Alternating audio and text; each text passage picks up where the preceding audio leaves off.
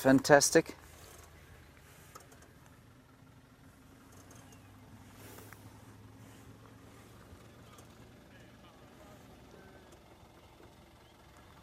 And Margaret, you ask a very good question. Do cheetah climb trees in the same way that leopard do? No, they don't. But they do climb a little bit.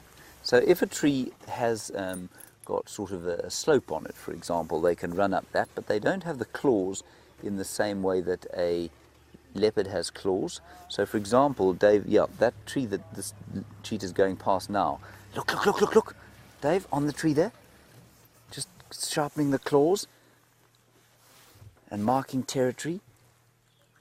That is just brilliant. See, spraying, marking territory. Now watch, onto the log, Dave. How fantastic is that, everyone? You don't see that every day. And this is the kind of tree that a cheetah will climb. Well, watch out, buddy. Your brother might just wet your face there by mistake.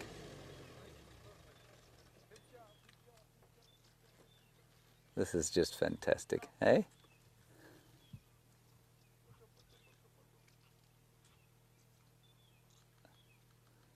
Chaps, you don't see this every day. This really is spectacular.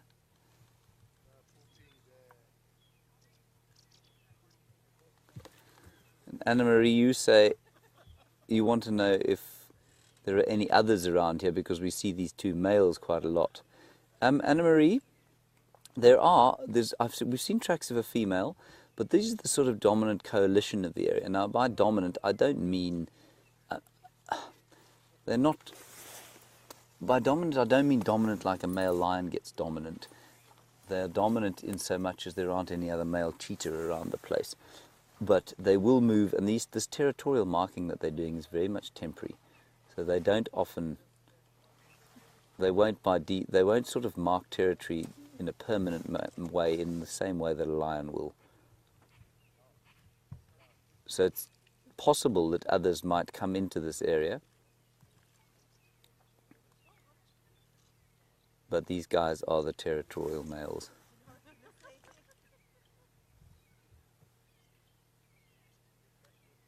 This is just fantastic.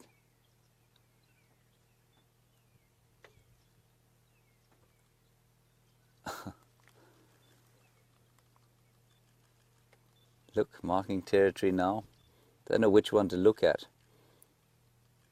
And Angel Lady, you make exactly the correct comment. You say their heads are so tiny. They are tiny. And they're tiny for a very good reason. They're tiny, Angel Lady, because they are so very specially adapted to not being, at least for speed. And that small head is an adaptation for that. It means that the jaw can be slightly smaller.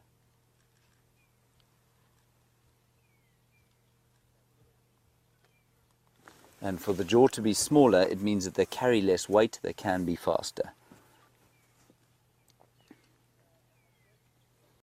Isn't this brilliant? Oh, two cheetah walking across the open clearing. So, unlike with a leopard, for example, everybody, you've got a situation where the leopard's got it's got a massive head because it's got much bigger jaw muscles, but that does inevitably make it slower. It's unable, the cheetah's completely over-specialized for speed, whereas a leopard is specialized for kind of stalking and that sort of thing. And so you find this very small head with much smaller canines, a much bigger nasal cavity, but it is just simply part of the fact that they are adapted for speed.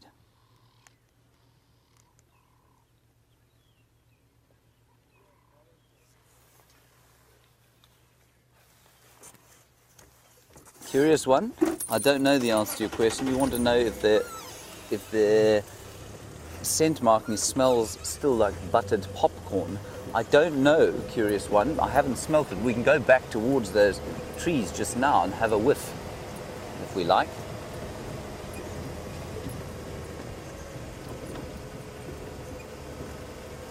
This is too wonderful.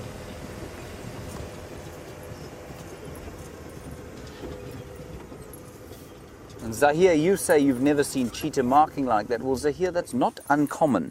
It's simply because they just don't do it very often, and they don't mark that often because they are temporarily territorial. So in the absence of other predators giving them trouble, they will be territorial.